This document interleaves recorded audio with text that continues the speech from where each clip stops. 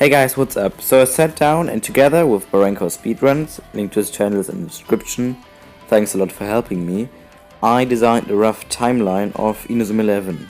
So I want to share it with you today. So first let me just give the rough structure of the timeline and then we're gonna talk about the more in-depth stuff. So we have Season 1 and then directly after that we have a split in the timeline. So first we have Season 2, which deals with the Alia crisis. Then about 3 months later we have Season 3, which deals with the FFI. Then after about 10 years, Inazuma 11 Go starts with the Holy Road. And then a couple of months later comes Go Chrono Stones, where they try to bring back soccer against El Dorado and so on. And then we have Inazuma 11 Go Galaxy as the last season in that timeline, where they deal with FFI version 2. So the other powerful timeline is Season 1, and then directly afterwards comes Inazuma 11 Reloaded, where they play against Barcelona Orb. And then we have Inazuma 11 Outer Code, where they give info on the different representatives and in which teams they landed, and I think that's like 8 4-minute episodes or so. Afterwards we have Inazuma 11 Ares, where they talk about the football frontier and Inakoni Raimon. And then after that we have Orion Lokokuin, where they deal with FFI, it seems like. So yeah, that's just a really basic structure of the whole thing.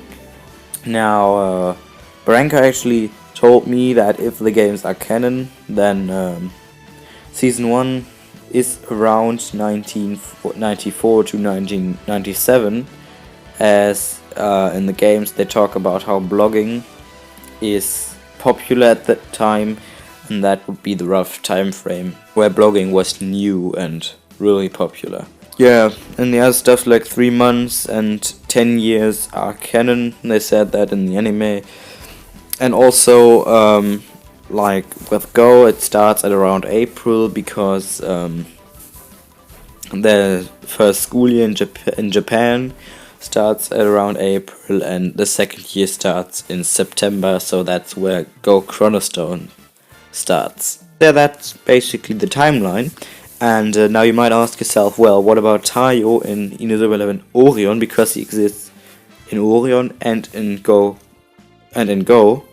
but the two timelines don't meet. So, well, the only solution to that would be that Tayo exists in both timelines, which, if you think about it, makes sense, because the events of Ares and Go don't have any influence on if Tayo is born or not, so it makes sense that he exists in both timelines.